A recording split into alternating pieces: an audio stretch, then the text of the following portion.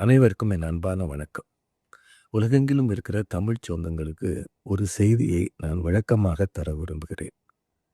அமெரிக்காவுல அட்லாண்டா மாநகரத்துல நாங்க ஒரு நிகழ்ச்சிக்காக வந்திருந்தோம். அந்த நிகழ்ச்சிக்கு வரும்போது பல தமிழ் சொந்தங்கள் வீடுகள்ல இருந்து சமையல் பண்ணி எங்களுக்கு சாப்பாடு போடுவாங்க. சில நேரங்கள்ல சாப்பாடு நம்ம ஊரு உணவை விட சுவையாக இருக்கும். அப்போ அவங்க ஊர் பேரையும் சொல்லுவாங்க. வர்றவங்க எல்லாரும், "சார் நான் உங்க ஊரு சார் மதுரை. சார் நான் திருச்சி, நான் வாடிப்பட்டி, நான் தேனி" இப்படிலாம் சொல்லுவாங்க. அப்போ ஒருத்தங்க காரைக்குடின்னு சொன்னாங்க. அப்ப நான் செட்டிநாடான்னு கேட்ட ஞாபகம் இருக்கு. செட்டியாரான்னு நான் கேட்கல. இவ்வளவு சுவையா செட்டிநாட்டு உணவு இருக்கே அப்படின்னு நான் கேட்ட ஞாபகம் இருக்கு. அவங்க யாரு, எவரு, என்ன ஜாதி இதெல்லாம் யோசிக்கிற அளவு எனக்கு சின்ன புத்தி இல்ல. நாங்க இத்தனை வருஷமா தமிழ்நாட்டையும் தமிழ் மக்களையும் சந்திக்கிறோமே, எங்கேயாவது யாராவது நான் போய் ஜாதிய சமய உணர்வுகளோடு இருந்தேன்னு சொல்லுங்க. என்னோடு பயணிக்கிற எல்லாருக்கும் தெரியும். என்னை சந்தித்த எல்லாருக்குமே தெரியும்.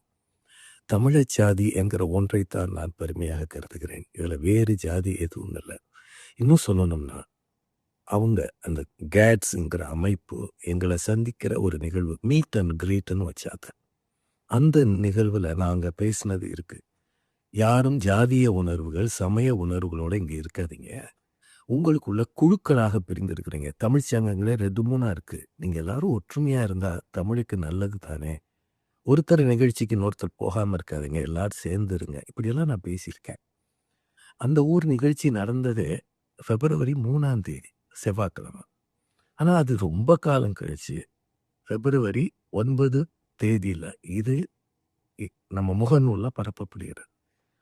ஒருவேளை அந்த சகோதரிகளை நான் அப்படி பேசியிருந்தா அப்பவே அவங்க கிட்ட கேட்டிருக்கலாம். அல்லது அன்று மாலை நடந்த அந்த பட்டிமன்றத்தின் போது என்ன பிடிச்சு கேட்டிருக்கலாம். எல்லாரும் சந்தோஷமா இருந்தாங்க. பனி குளிருக்கு மத்தியிலேயும் நிறைய மக்கள் இருந்தாங்க. ஒன்று சொல்லவா, இவ்வளவு தொலைவு நாங்கள் வரும்போது எங்களை தேடி வந்து அன்பாக அவங்க உணவு தரும்போது அவங்க முகங்கள் எங்களுக்கு ரொம்ப உறவினரை விட நெருக்கமாக தெரியும். உண்டி கொடுத்தோர் உயிர் கொடுத்தோரேன்னு தமிழ் சொல். இந்த ஊரில் இருக்கிற பிரெட்டுக்கு மத்தியில் இட்லி, தோசை, பொங்கல், நல்ல உணவு இதெல்லாம் கொண்டு வந்து அவங்க கொடுக்குறாங்க. 1 மணி நேரம் 1/2 மணி நேரம் பயணம் பண்ணி அந்த பிள்ளைகளின் அன்புக்கு நிகர் அது மட்டும்தான். அவங்கள போய் நான் ஜாதியை பற்றி விசாரிப்பேனா? ரொம்ப தவறான பதிவுங்க.